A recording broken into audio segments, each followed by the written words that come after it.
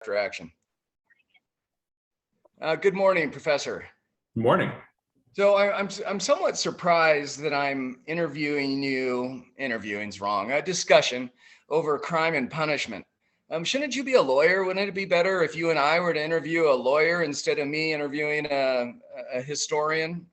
I'm sure there are tens of thousands of people who are more qualified to have this discussion than I am. Okay, so you get my point on that. That actually lawyers, that's what they do, is they study history of crime as one element, and understand where we were, where we are, where we may be going, because that's what they do for a living. Is they go back in cases to try to distinguish their case from another one. So in a way, lawyers, many lawyers, are historians in a very specified field. Would you agree with that? Maybe, but there's another problem that often happens with people who do things for a living, which is, it's funny. People always talk about like football players. Why don't they know more about the history of football? But it happens all the time with diplomats. In fact, there was a book a few years ago about how we have no institutional knowledge within the State Department, for instance, about we're making these treaties with people and we have no understanding that in other countries, because they have dictatorships, these are the same diplomats who lied to, the State Department, 20 years ago, and the people who are in our State Department don't remember it at all. And often lawyers are the same way. We're so busy, or you're so busy working on whatever this specific thing is, that you don't really ever take a broader view or ask yourself, why am I doing this? So it often does take someone from another discipline.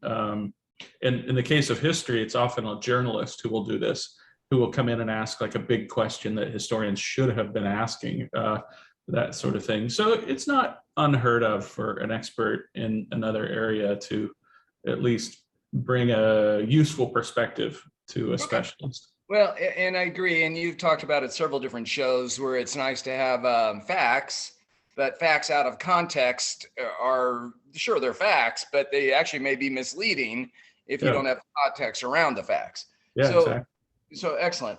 Well, I'm going to put this, and if Bart signs on today, I think he said he might be coming, then I'll change it slightly just out of deference, because he actually is an expert on law and crime and that kind of thing. I'm going to put this into several buckets and then just give 2 or 3 examples, and then let you go with it where we are. And this is the history of crime and punishment in the United States, with some subset of what other countries have done. And I do have one main theme that I'd rather not tell you. I'm going to see if you can pull it out, of why I'm interested in this topic in a historical perspective. The reason I wanted to do this show today actually is an oddball, unusual, oblique reason. It's Brittany Griner. I think it's really interesting to think about less than a gram of some marijuana substance, and I don't partake in that, so I don't know the details. I think it's less than a gram, and I think that's not much. In a 9-year prison sentence. I just think that's a really interesting angle, because in Colorado, you can have that and just go away, just keep going. Yes. So did you hear all that? I know you froze. Yes, yeah, yep. So in Colorado, you can have a gram and there's not any law. I think it's still against federal law, but no one seems to care. And so, but 9 years in a foreign country, yikes. That's the reason I wanted to have this show. Do you have any reaction to Brittany Griner's crime? Oh, it's a travesty. And I'm 100% sure that, I distrust everything that comes out of Russia. So nothing high profile in Russia is anything but the arbitrary whim of a dictator. So yeah, there's absolutely no logic or morality or goodness or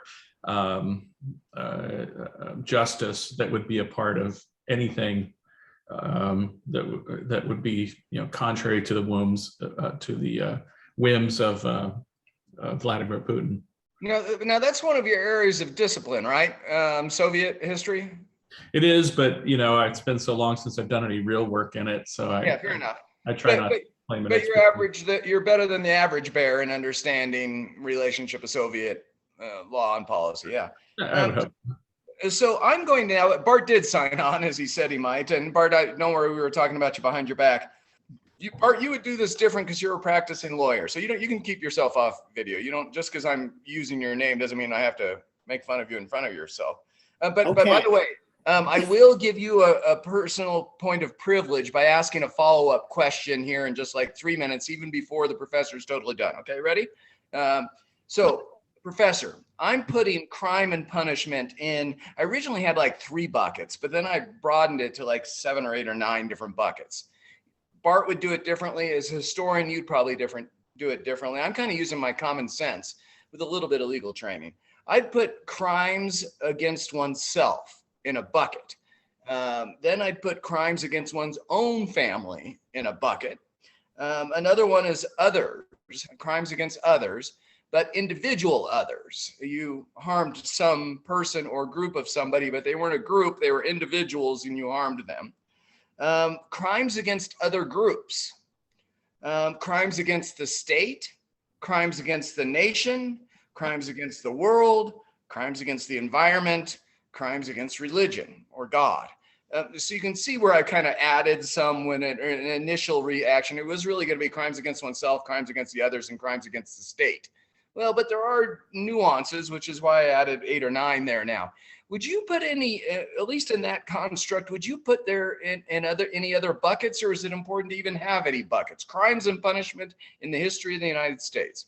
I think it's important to at least have some structure or framework, because one of the things that it forces you to do is answer the question, what do you think the justice system is for?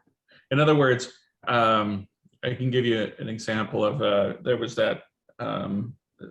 those brothers who killed their parents years and years ago, very famous case. Menendez, I think, was their name. Yeah, sure. Menendez, California. And depending on what you think the justice system is for, your framework is at least useful for forcing us to ask this question: what is the justice system for? Because these are 2 brothers who killed their parents. They probably don't represent a threat to anyone else in society. So at least having, without answering that question, I just want to say having a framework in a way sort of forces the right kinds of questions. Okay, so you kind of may not agree with my buckets. You would have maybe done something different, but at least it makes some sense. Yeah, give yourself a framework and then start testing it, I think, is a very useful way of approaching these questions. So to begin with, then, Bart, I guess I should let you jump in now. If you heard all that, do you agree or disagree with those buckets, or would you add a bucket or subtract a bucket or nuance the bucket? You're our resident expert, Bart, Mr. Attorney, Esquire. Would you have any reaction to this, my proposal and Professor's comments? It's funny, I just walked across the room, so if my picture is a little off center here, that's why. I really agree with the framework that you guys have set up. One of the things that has kind of struck me recently is that a lot of people seem to want to analyze criminal law in terms of, is there a victim or is there not a victim? And I don't find that very helpful a lot of times, because the real issue, I think the professor's right. The real issue with crime is, what purpose are you trying to, what do you want the criminal justice system to accomplish? Do you want to deter people from doing things that we consider bad on any number of levels, regardless of whether there's a real concrete victim that you can grab a hold of, or just what do you want to do? Okay. And, so that's kind of where I'm coming from, but I don't have any magic to add. Okay. And I'll bring it back to another issue that we discuss a lot, which is the difference between positive liberty and negative liberty, which is this something designed to regulate the behavior of someone who has broken no previous law? Or is this something that is designed to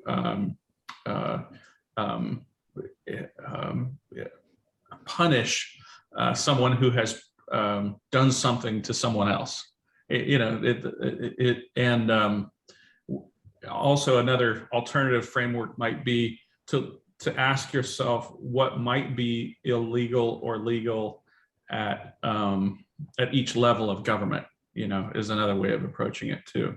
Yep. So, the entire legal system is, to put the broadest possible, in a term so broad that it's almost meaningless, is to say that it's supposed to approximate justice for a society.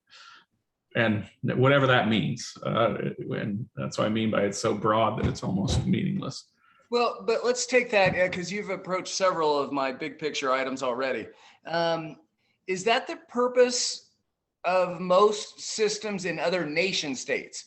The 180 odd or however many countries there are in the world right now, is that their purpose, or is America's purpose of punishment slightly different than the rest of the world? Not all the world, but much of the world. Well, what the difference is it reflects the justice of whoever the rulers are.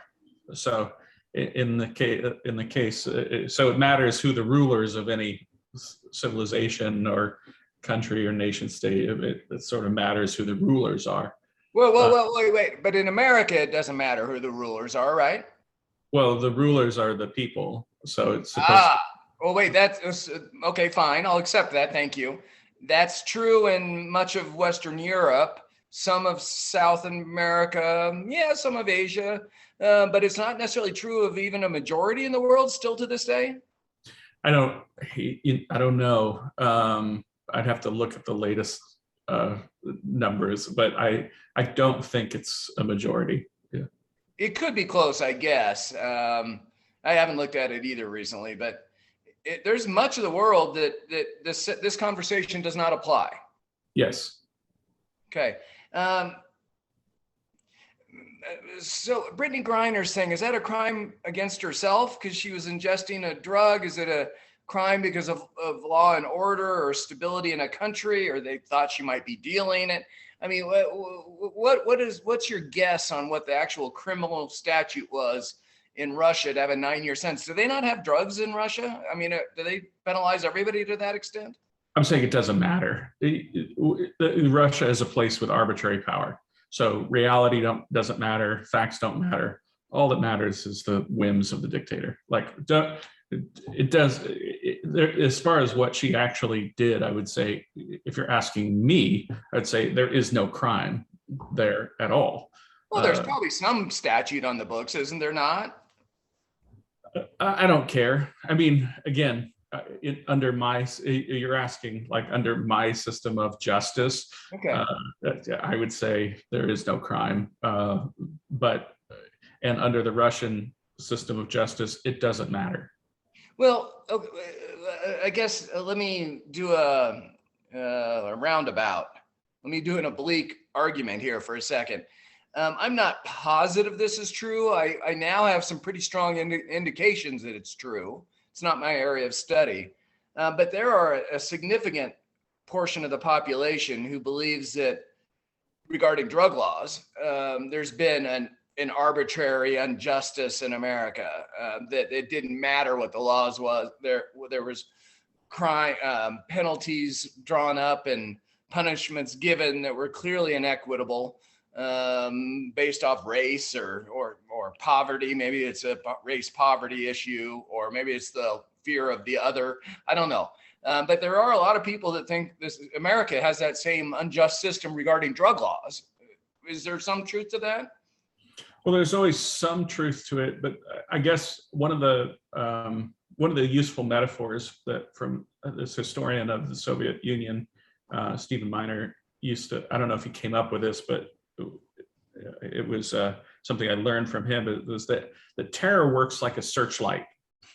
And in the case when you have a totalitarian dictator, it can't actually punish everyone at once, but it can scare everyone at once. And so what you don't want to be is you don't want that searchlight focused on you, because then the arbitrary power will come down on you. And as I said, justice doesn't matter, being right doesn't matter. And this is something that is present in every society. There are always people who are trying to exercise a power they should not have. What happens under our system is that it doesn't prevent that some level of injustice from, but in our system, it's a flashlight, not a searchlight. That what you have instead is you might have a rogue policeman or a rogue district attorney, or even a rogue police department. Or a rogue police department. Maybe even a rogue state. Yeah, indeed. And certainly in the years after the Civil War, and then, in many places for the 100 years after the Civil War, you had entire regions of the country even where civil rights were being abused in a systemic way. But what our system is designed to do is to try to limit that, and also have other countervailing forces in political life that will make it possible to shine a light on these things and to get them changed. Yeah, I think that's really helpful, and I love the analogy of searchlight versus flashlight. That's an interesting point on terrorism. Let's just kind of go through a couple of these, and I realize we only have 12 minutes left, and each one of these could be a topic unto itself. Self-crime. I guess it's probably illegal in most states still to commit suicide. Mm-hmm. So, but that may harm a family or it may harm society. It definitely harms the person, whether they're successful or attempted. And the penalty for that is death, or, it's one of those weird, it's kind of one of those difficult things. You want to commit suicide? Well, we're going to punish you by what? You have a reaction to self-crimes. In a way, I think it's more useful to instead of think of something as being legal or illegal, just to think of it as being, are there going to be legal consequences for this? And how you happen to die, or that is going to have legal consequences, no matter how you die. So again, I think that sometimes we put these frameworks on questions like this that imply an either or that might not be there. Because you're right. Obviously, if you commit suicide, you're already dead. There is nothing anybody can do to you once you're dead. There's a very funny stand-up bit from David Cross. I will not tell you anything else, but if there are any David Cross fans out there, I'm not, but I guess I'll great detail about why he doesn't care what happens to him after he's dead. Okay, cool. But there's lots of things under crimes of self that we consider in society. It's not just suicide. It's drug use. It's euthanasia. There's a lot of different elements that you can just harm yourself that the state has an interest in. Correct? Yes. Okay. And I'll just be honest and say that these issues are also complicated. I haven't really thought through my own feelings about most of these things. Sure, and we're probably not alone in that. There are very complex moral dilemmas and criminal statutes that vary throughout states and nation states. It's amazing how complex we are. Crimes against family. There's a bunch of those. Your own family, but predominantly you can't just abuse your kids and abuse your spouse, and if you end up divorcing from your family, separating in some way, there's still some responsibilities that are a crime if you don't fulfill your obligations. The state doesn't want you to just live wantonly and then have no consequence for your actions. They don't want to have people be dependents of the state, right? There's a lot of crimes against one's own family that the state has an interest in, correct? Yes. Cool. How about other groups? I've changed my mind slightly on this, and we've already talked about it. I used to be against hate crimes, for example. I think if there was if you were injured or hurt or killed, it didn't matter what color or race or religion or gender or background you had. But now I'm evolved in my older age. for the purpose of terrorism. I think if other people are scared because they got hurt because they were of that race and or gender, etc., then that is a different type of crime. Can you express your views on that one way or the other? Well, I'll give you my for and against. The best argument against hate crimes legislation is that it is legislation that makes something that is already illegal more illegal, and that it's therefore purely therapeutic and has no real effect on crime, either as a deterrent or as a punishment. The best argument for hate crimes legislation is that it is that we do all the time in our legal system determine intent, and we can use intent in order to determine the circumstances and the punishment and the severity of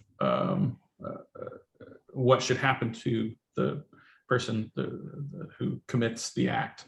And so the other thing is that you're calling and I guess I'll throw in another special Tootle caveat here, which is that you can calling something a piece of hate crime legislation is also just a label that's in some ways can be divisive and get in the way of the result.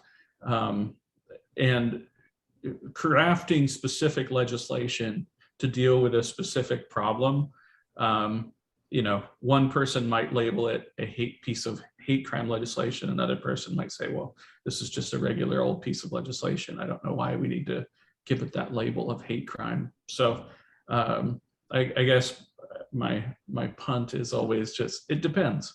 It depends on what was done. It's more complicated than we often discuss in political circles, Republican versus Democrat, or it's complicated.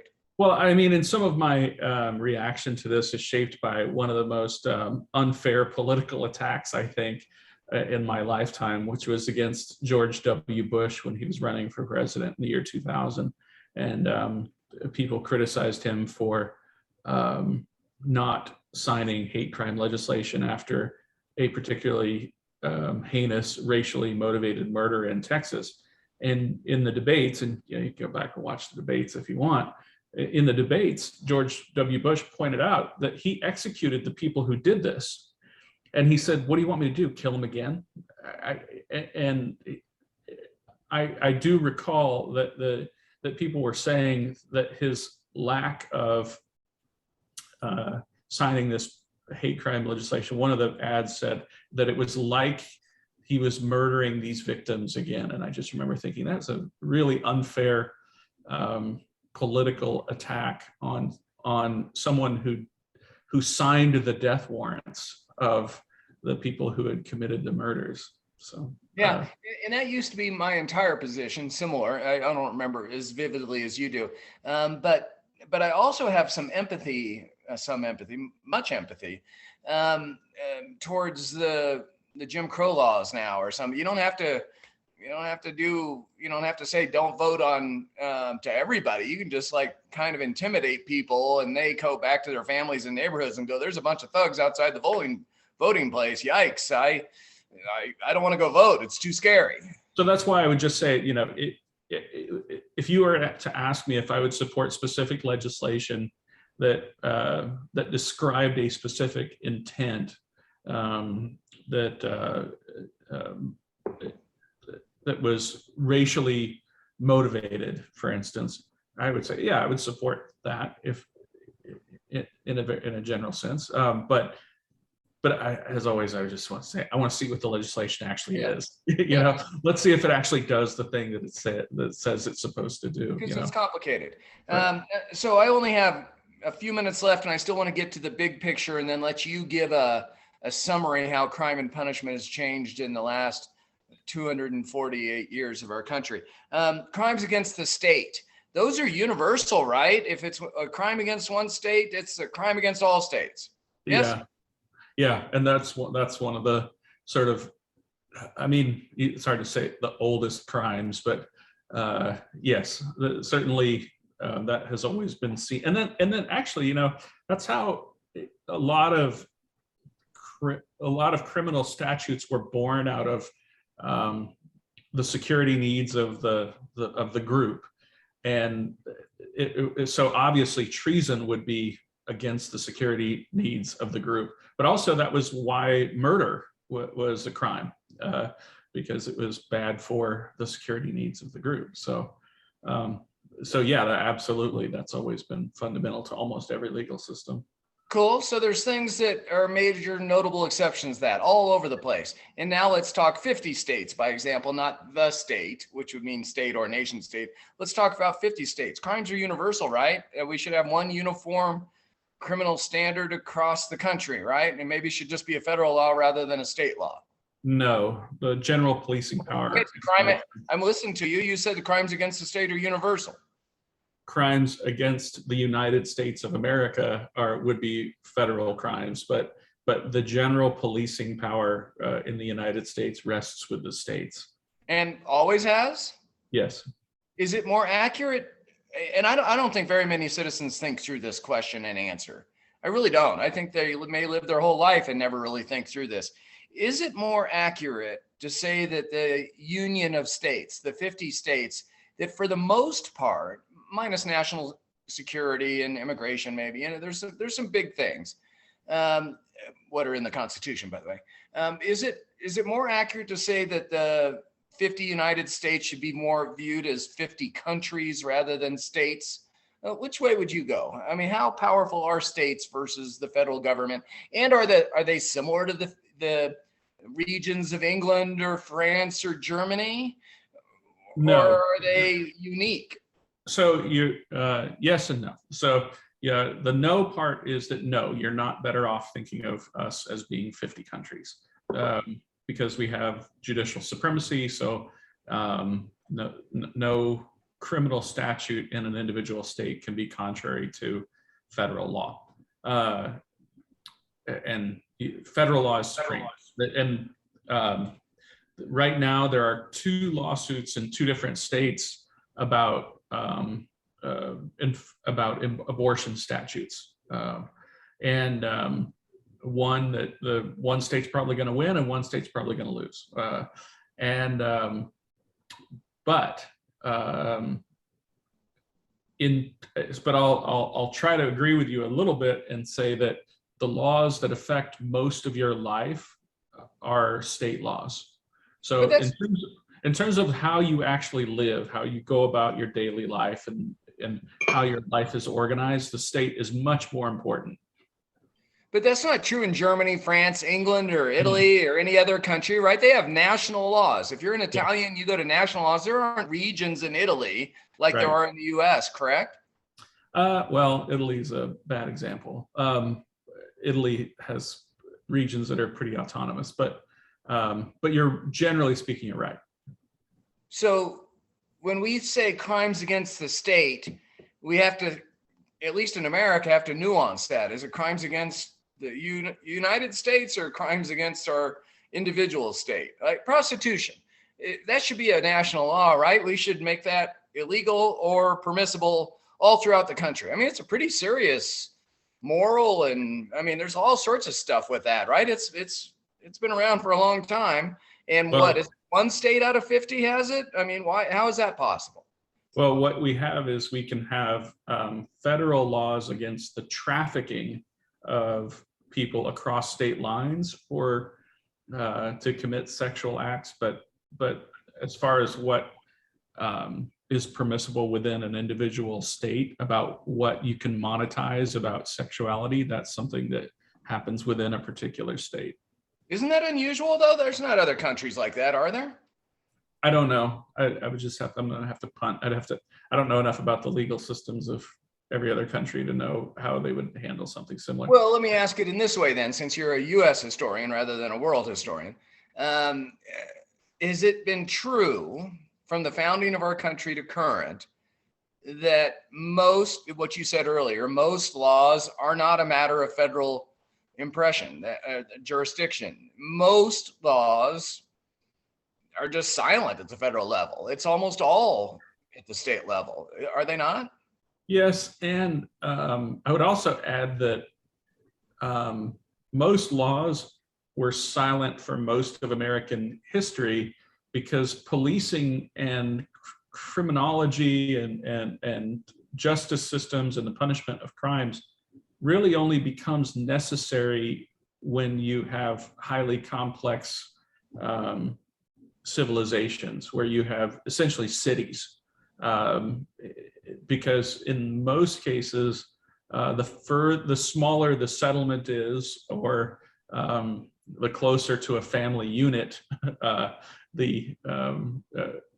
mean, you have to remember that for most of the history, is this still true? I'd have to do the math on this, but for much of American history, much of this country was essentially just families and groups of other families living on the frontier. Certainly geographically speaking, that was true for most of American history. And so we always had this kind of mixture of justice systems that were operating in cities versus, the small towns versus settlements versus,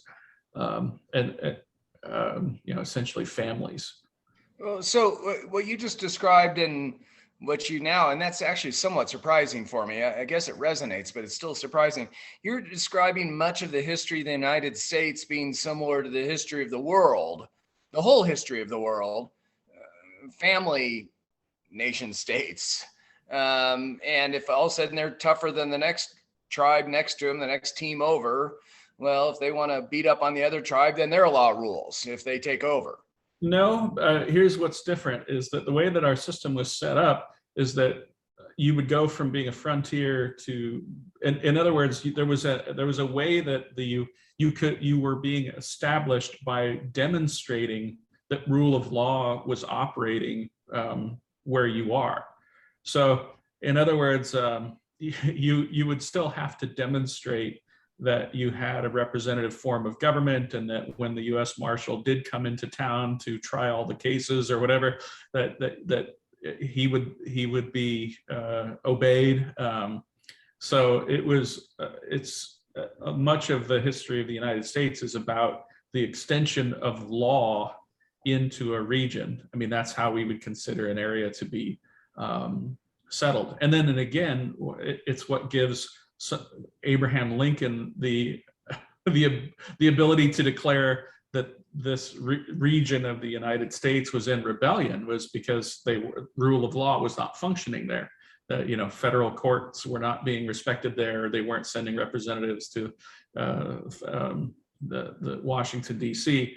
So under our constitutional system, one of the things that the president has to do is has to ensure a Republican form of government in every part of the common country, which means that a system of ordered liberty had to be present in order to be kind of part of the national legal system. So flush it out one more minute. Define republic. Well, a representative form of government where rights are being balanced under a system of rule of law, where law is supreme rather than the whims of any individual. Okay, I love that succinct answer. Thank you. I'll look that up to see what other people say the definition is, but that's acceptable to me.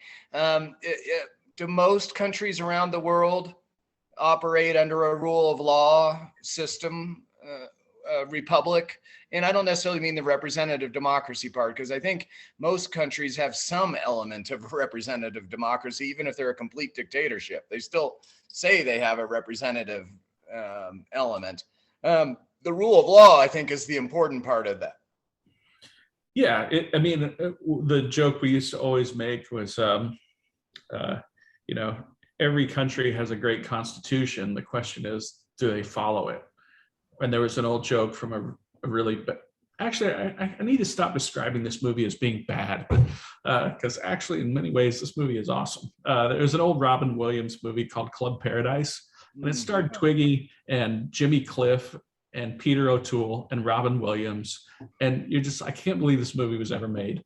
But in the middle of this movie, Robin Williams says something about the Constitution being written in pencil. And I always thought that was a great way of describing places where rule of law was not present. Oh yeah, they have a constitution, it's just written in pencil. You just it's the parts you don't like.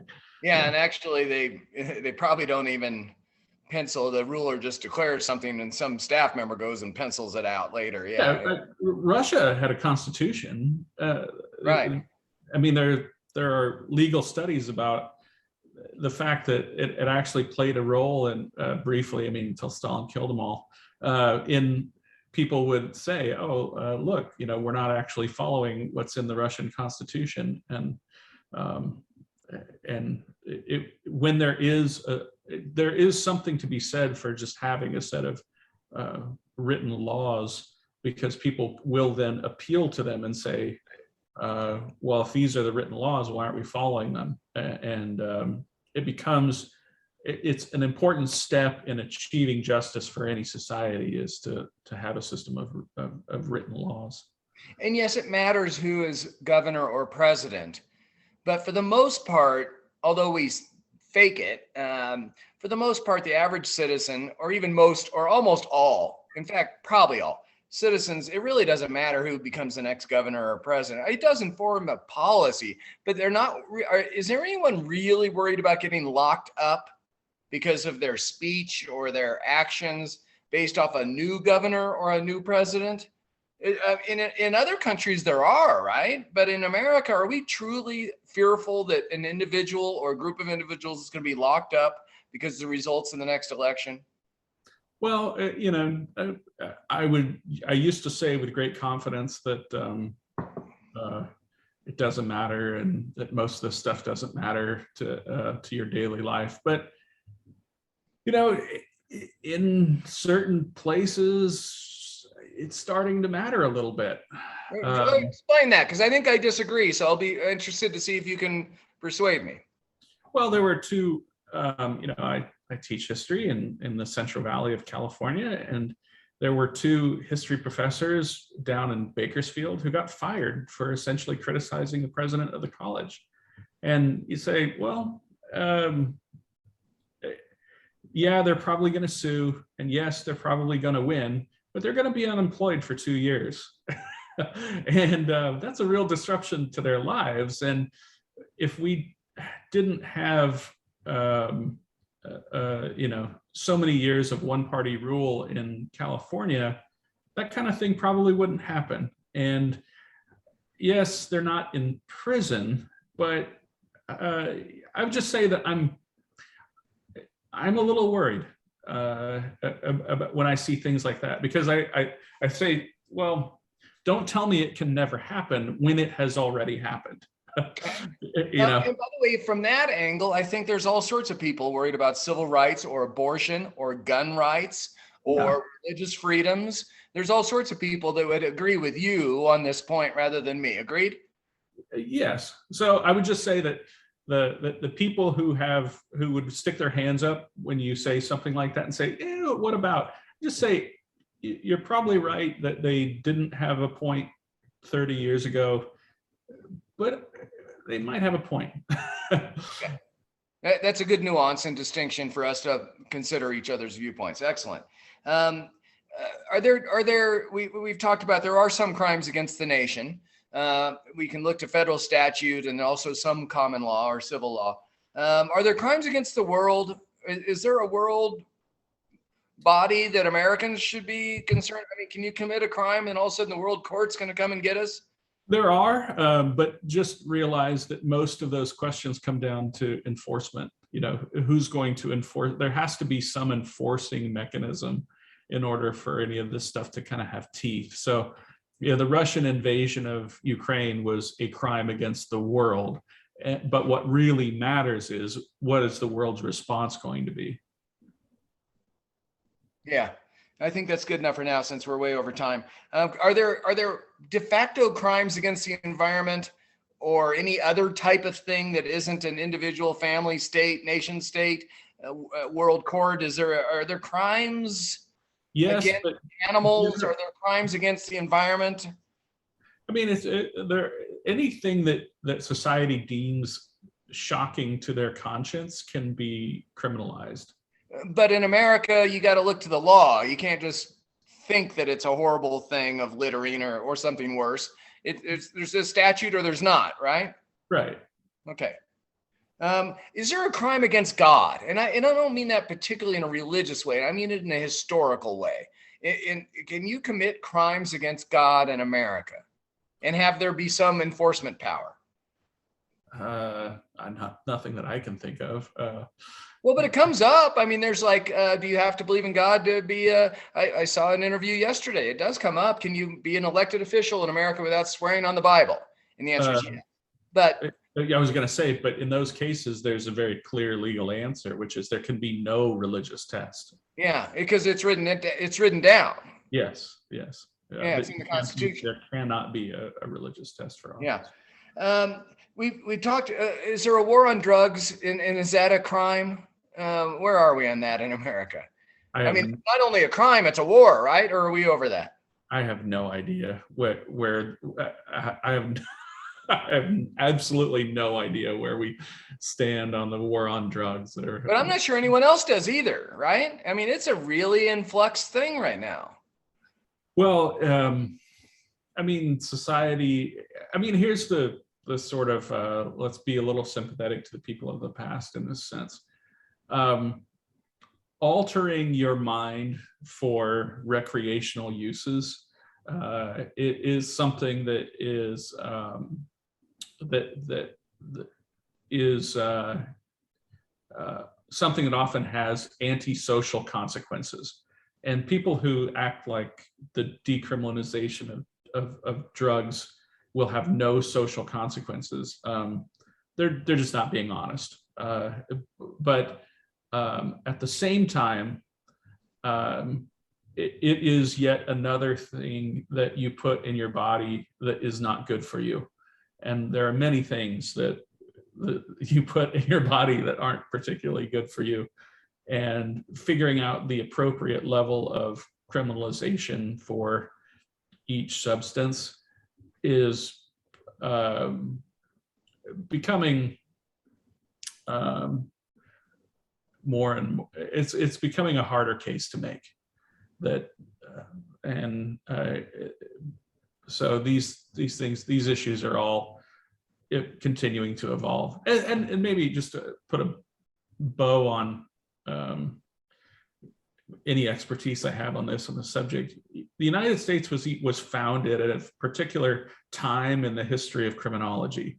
We were inheriting the British legal tradition, and just at a time when the British were reforming their legal tradition, and they were going in every society. The nice thing about having a system of ordered liberty under representative government is that we allow these things to evolve. We don't pretend that we have the final answer and that this is going to be the answer for all time.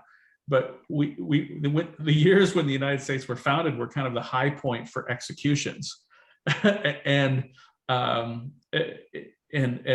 Britain had been experimenting in their legal system with how to handle crimes and punishment, and the same thing was happening in the United States. That evolution did not end with the founding of the country, and so it's often intertwined with the history of how the state should deal with mental illness. How do we criminalize certain antisocial behavior? It's funny. My motorcycle was stolen a while back. Which one? I think you have a couple. Yeah, the Triumph Bonneville. I was at book club, and my motorcycle was stolen, and the guy was pushing it down the street. So, and again, this being Visalia, and I have one of the only blue and white Triumph Bonnevilles in town. So people who recognized the motorcycle were calling me. Several people called the police, and the police chased and then a neighbor cornered the guy, great sort of, local hometown stuff where a guy just said, this motorcycle doesn't belong to you, and held him until the police got there, right? But I keep getting contacted by the county district attorney, the victim services, because I was the victim of a crime. And the guy who stole my motorcycle was mentally ill. And they keep me updated because his lawyer said this guy's mentally ill, and now he's being sent to a state mental institution. But victim services will call me and tell me whatever his status is. The point is that in my county, my district attorney decided that the thing that approximated justice would be for this man to get mental health services, not to be put in a state prison, and I'm fine with that. But it's the story of what to do with people who engage in antisocial behavior is an ever evolving story. There is no beginning, there is no end. It is something that human beings are going to be constantly debating about what's the best way to organize and even to define antisocial behavior, And so you started with drugs, and in that instance ended with a mental illness issue. And you're right; those things have been going on throughout the history of the human race. I mean, drugs aren't new, right? They've been around for millennium, right? Yeah. And even defining things as like, what is an antisocial behavior? I mean, you could say that somebody who goes off and lives in the wilderness is engaging in antisocial behavior. They're consuming resource. I mean, especially if you wanted to make some like a radical environmental point, it's somebody who's consuming resources and contributing nothing. So you have to be very careful with how you define your terms. That's why most of what the law comes down to, studying what words mean. And there's even a whole legal movement, I forget what it's called, out of Utah, about really just studying word definitions. There's a lot of fascinating little corners to go to. Well, and to your consistent point, and I'm skipping half of my questions, but I've gone too long already. To your point, what words mean, and then in the context. So clearly I can say fire right now. I can even yell fire right now. And that's not a crime anywhere, at least in America, by saying fire or fire. But of course it can be a crime in some circumstances in context of both the intent and potential damage that could cause in the right context. Agreed? Yes.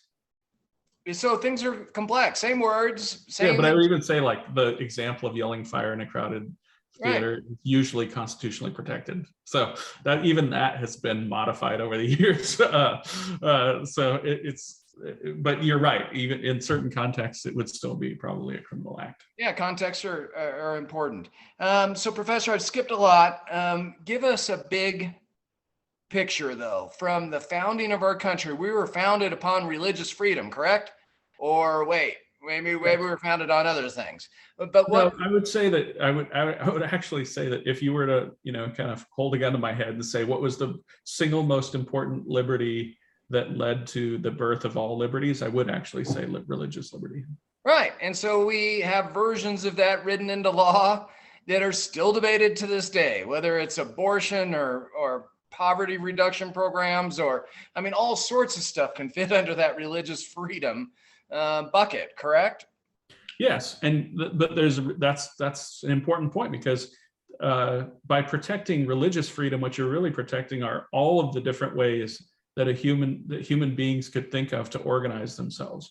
And you are founding a society with freedom as the basic assumption, that what we should do with people, for the most part, is leave them alone.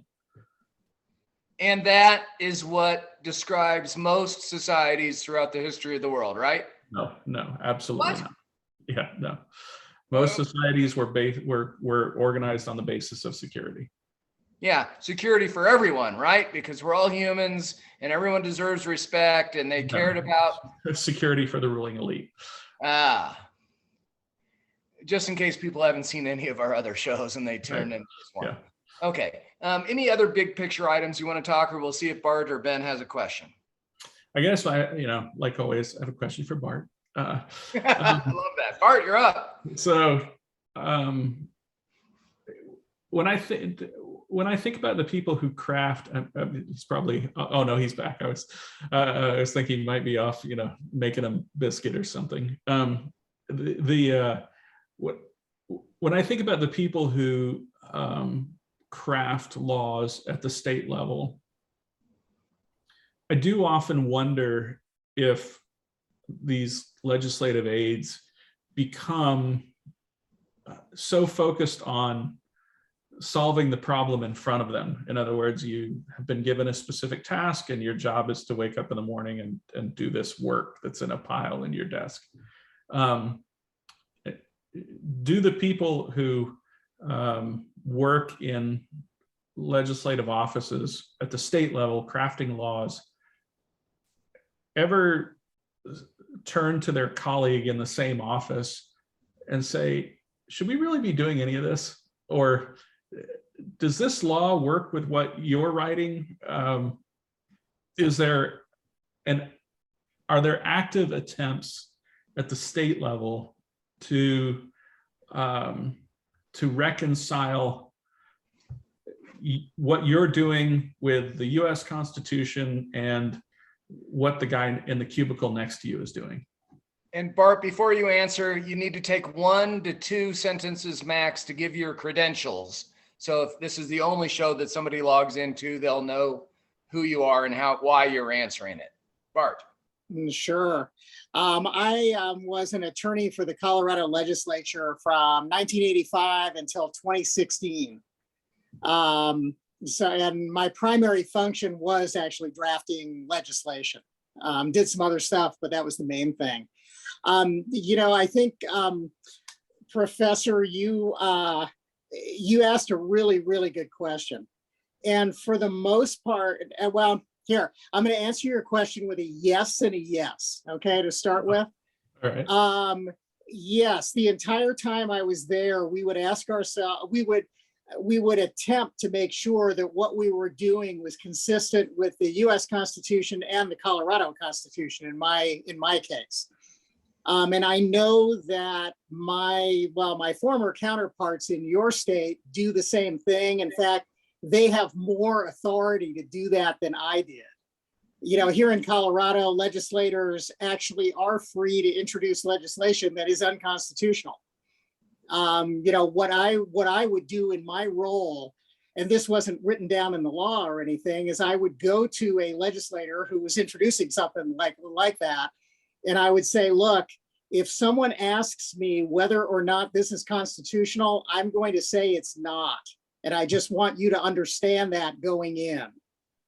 And you would get, that would produce an interesting response, because legislators are people, they're extremely competitive and they don't like to lose. So if you're telling them that from the get-go, their usual response is, well, make this constitutional somehow. And I would go back to the drawing board and figure out how to do that if I could. Now, your second question about whether we should be doing this at all, that question, that would come up as well. Usually those were sort of conversations among colleagues, if you will. Mm-hmm. It was kind of like, do you realize how crazy this is? And we would have those conversations. The problem you have as a government employee, if you will, is that your time is finite. You do have a deadline to get something done. So you're always working under those deadlines, trying to do it. So sometimes the real philosophical question of like, oh my God, if they actually pass this, do you realize what the effect of that is going to be? A lot of times those are really short conversations. Yeah. Well, this is going to be a real mess. Okay. You know, hey, what do you do about that? Not much. Well, I was just thinking about it in terms of Follow up, California. Professor. Oh, sorry. Well, I mean, what you said is interesting because it does help explain something that I've seen happen in California, and I've often wondered if it was something specific to our state, where legislation will be proposed, and then it will go to the legislative office, and the legislative office will often, in essence, kind of kill it, because what is being proposed is so clearly unconstitutional. And I always wondered, how is it like this in other states? Or you know, in other words, are our state legislators more free to, you know, in one case it was an anti-Asian, well, I guess the effect would have been an anti-Asian quota in the system of higher ed, and somebody in the legislative office got a hold of this and said, we can't do this. And then most recently, you know, proposing a set of equity rules that would define, you know, whether or not you could become a teacher. You would have to write a statement renouncing the 14th Amendment. And you'd say, well, you can't actually make someone renounce the US Constitution as part of your hiring guidelines. And so we often get language that is being debated at the state level, and it's sort of head scratching, and you say, is somebody going to put a stop to this? In many cases, it is often the people who draft the legislation who seem to be saving the state of California from some real wacky ideas. So can you explain this distinction between how Colorado and California a little more? I'm sorry, John. Yeah, I'm just briefly, Bart, just a brief explanation. Okay. Yeah, your office is much more, well, you've got specific statutes and rules and regulations that give your office the authority to tell somebody essentially publicly that legislation is constitutional or not. My office does not have that authority. We have very broad authority, but we have a requirement to keep our conversations with the legislature, with the legislators, confidential. I see. So ours is much more informal in regard to what you're talking about right now. Yours, California and Utah, are probably two of the strongest states that have the ability to do that. In Utah, they actually, I think they used to call it a pink sheet. If a bill got introduced and it was clearly unconstitutional, the person who kind of was my counterpart there would actually put a pink sheet in with the bill and say, hey, you just can't do this. Yeah. You know, and it's kind of interesting that Utah of all states would have that. But yeah, I mean, you know, your state and Utah are two of the strongest. There are some states that are really weak on that. Mm-hmm. You know, and I think you're seeing that manifest itself with the number of like the anti-abortion trigger laws that are going into effect now. A lot of people are commenting that, oh my God, you know, which law is actually in effect, because they've been passing one of these for the last 25 years. And, you know, that's because in those states, they really are lax on that. You know, the legislators can do whatever they want. Interesting. Yeah. One of the things I think would be really interesting at some point in these shows is to dive a little deeper with some state legislators. And I find this stuff fascinating. Sorry, John, for hijacking the show about criminal law, but it is interesting to hear how different these systems operate in different states. Well, yeah, there are 50 state systems, and Congress uses their own system. Right. You know, they've got people like we actually have 49 and Louisiana. I don't know if that's still true. Oh, that's good. That's an important nuance. Agreed.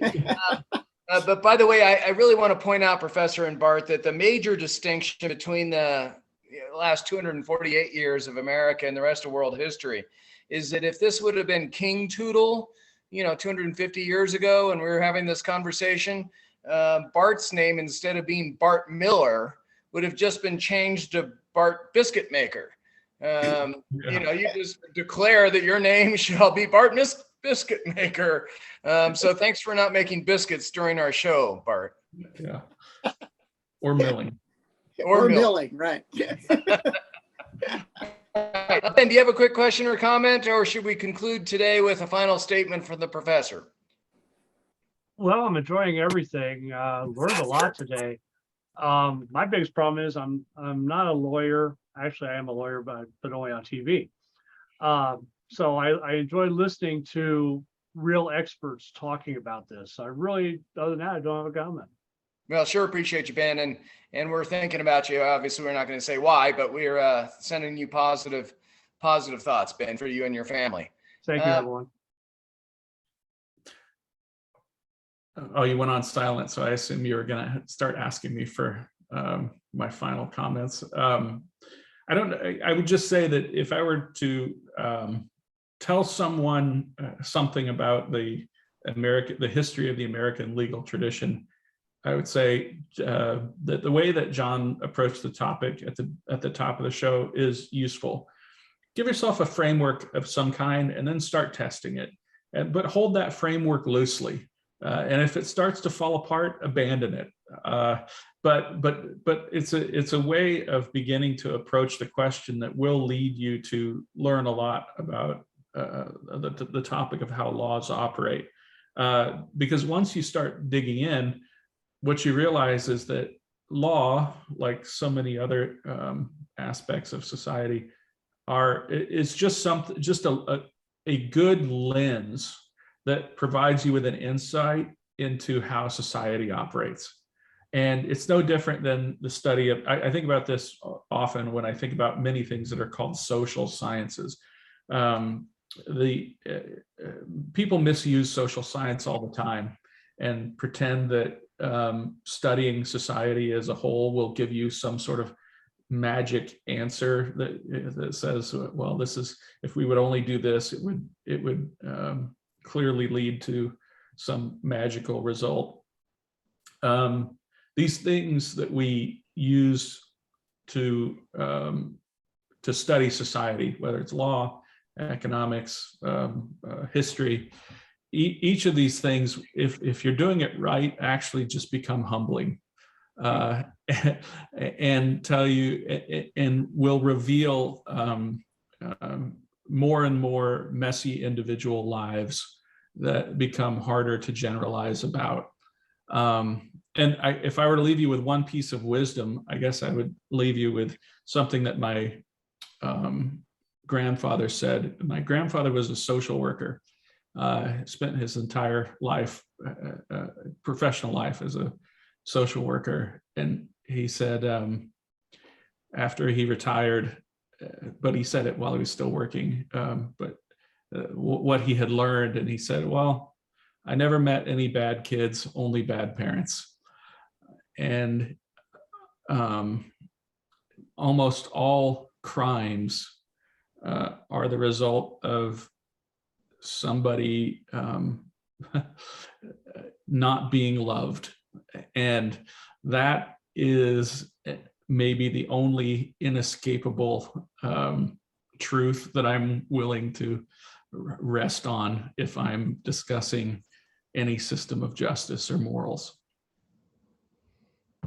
Wow, that is really worth to reflect on. Thank you for that, Professor. And with that, it will be the last word. Appreciate your conversation today. We'll have a brief after action review after we disconnect this recording. Thanks again, Professor.